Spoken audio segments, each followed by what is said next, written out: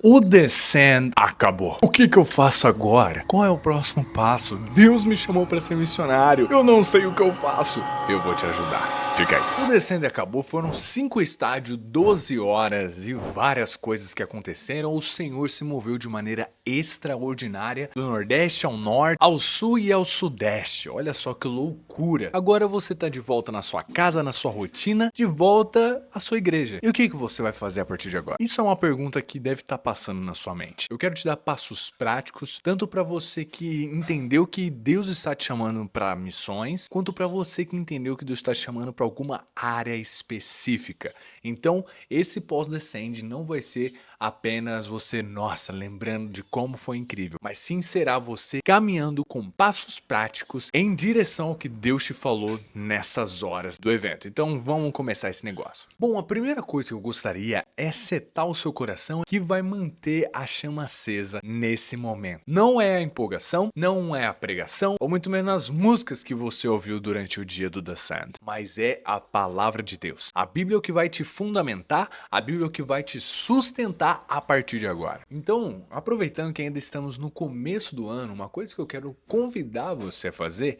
é ser constante na leitura da palavra. De acordo com o Center for the Bible, que se você ler mais ou menos a Bíblia 4 vezes por semana, isso pode mudar muito a sua vida. Você tem 30% menos chance de se sentir só, 32% a menos de chance de lidar com explosões de raiva, você tem 40% menos chances de ter problemas de relacionamento e uma redução significativa de 57 a 74% de chances de você voltar a cair em pornografia, sexo fora do casamento, lidar com jogos de azar e até mesmo cair em vícios como álcool ou drogas. Além disso, pode aumentar em 200% a chance de você querer compartilhar a sua fé com as pessoas próximas de você e um aumento de 230% de você querer ler mais a Bíblia.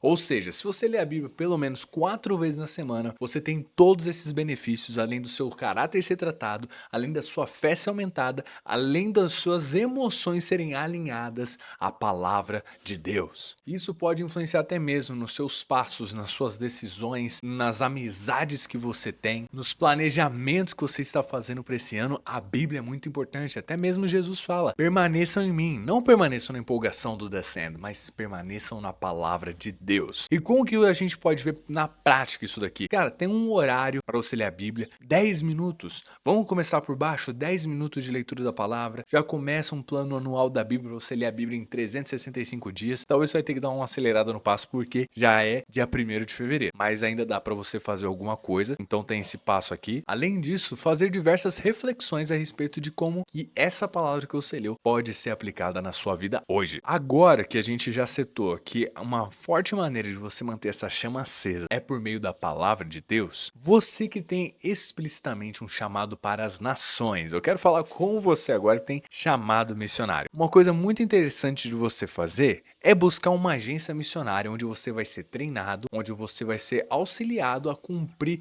a grande comissão do jeito que Deus chamou você para fazer. Então eu quero trazer aqui algumas agências que são bem interessantes e que têm forte expressão aqui no Brasil, que talvez pode te auxiliar nesse trabalho. Vale dizer, elas não são igrejas, você tem uma igreja local, é sempre bom você estar alinhado com essa igreja local, com os pastores, com os seus líderes, mas as agências missionárias, elas são facilitadores para você realizar o cumprimento do seu chamado. Vou trazer a lista aqui para você, ó. Jocum, Jovens com uma Missão. Eles têm diversos treinamentos, tanto de evangelismo quanto missões de curto e longo prazo, que vale muito a pena, tem bases em todo o Brasil praticamente, o que facilita um pouco a sua vida. Iris Global, eles também têm missões de curto e de longo prazo, experiências missionárias, mas também trabalham muito com atos de misericórdia, que vale muito a pena, principalmente no continente africano, é sensacional. Christ for the Nations, o Cephani, ele é muito mais para formação ministerial, mas também tem questões como viagens missionárias que você pode fazer lá. A CRU, ou Cruzada Estudantil, é muito mais focado em universidades, esses grandes centros de ensino. Se você tem chamado para missões universitárias, é muito bom. Teen Street Brasil, você que é muito mais voltado para adolescentes, é uma ótima instituição. Eles não têm viagens missionárias, mas eles têm diversos eventos voltados para adolescentes que você pode servir nas temporadas e poder também tocar a próxima geração aí. Tem o WEC, Pioneiros e Frontiers, que são focados mais em missões transculturais, além, obviamente, das agências missionárias denominacionais, como a Missão Global, a JMM, APMT, que são algumas instituições bem interessantes que, se você faz parte dessas denominações, vale a pena. E também tem um portal que é AMTB, que lá estão listadas diversas agências missionárias que você pode consultar, aplicar para alguns cursos, algumas oficinas, o que Deus está mandando você fazer. Prática agora. Pesquise, entenda o foco da agência missionária, o foco que Deus está te dando, fale com seus pastores e aplique. E vai pregar o evangelho. E obviamente, uma coisa que eu gostaria de trazer aqui para você, que faz total sentido, são as 7 esferas. Você deve ter ouvido muito falar disso durante o The Sand, que as 7 esferas são as bases de qualquer sociedade que nós temos aqui, que vai desde a família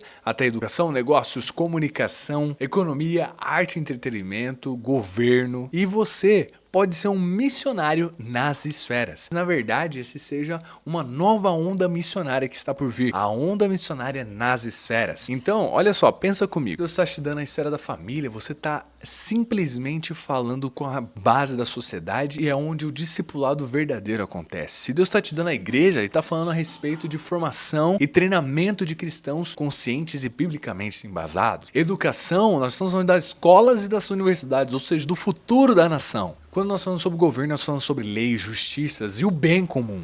Mídias, comunicação, de falar uma mensagem, de expor uma mensagem, de compartilhar essa mensagem. Arte e entretenimento, nós estamos tocando na formação de uma cultura. Tem um livro muito interessante chamado Discipulando Nações. E uma ideologia, ela nasce dos intelectuais, mas ela é disseminada pela comunicação, pela arte e pelo entretenimento, principalmente da música. Então aqui é uma ótima maneira como você vai tocar a nação, porque a cultura é um resultado de como a nação pensa a respeito de si. E economia, que nós entramos tanto nas questões de trabalho, mas também de inovação, de tecnologia, que pode avançar não apenas a obra missionária como a tradução bíblica, mas também resolver problemas sociais que há anos as pessoas vêm sofrendo. E aí, como que você vai conseguir identificar a sua esfera se você não ouviu tão claro de Deus? Talvez é aonde você passa a maior parte do seu tempo. Quais são os problemas que você está vendo nesse contexto? E como Jesus pode se manifestar nesse ambiente? São 3 perguntinhas muito básicas, mas que podem te dar um bom direcionamento. Até porque nós temos que andar na graça da garça, viver em meio à lama sem sujar as vestes. Outra coisa que você deve ter ouvido muito no The Sand: avivamento e reforma. Nós estamos falando sobre isso, sobre você ir para as nações, permanecer na palavra de Deus e também fazer alguma coisa nas esferas, porque nós acreditamos que o avivamento, sim, ele é real, porque ele é uma obra de Deus, do Espírito Santo, para despertar corações, para gerar fome, arrependimento e também uma paixão pelas almas, mas ele tem que culminar numa reforma, que são mudanças estruturais, mudanças nas cidades e que vão gerar frutos perpétuos. Exemplo, John Wesley.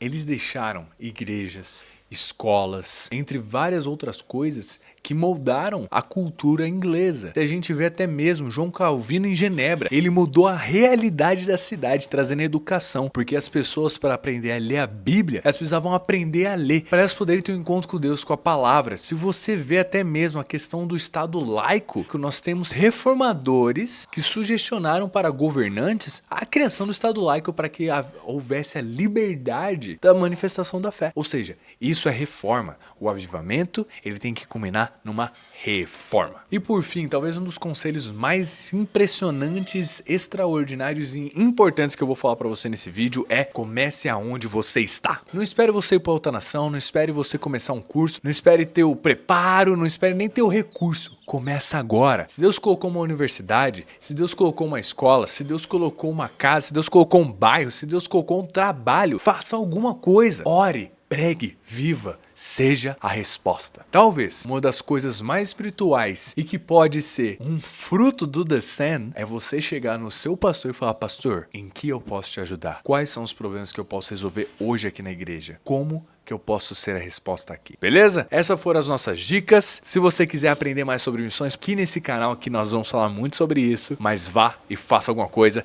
Tchau, meu amigo missionário. Tchau, tchau.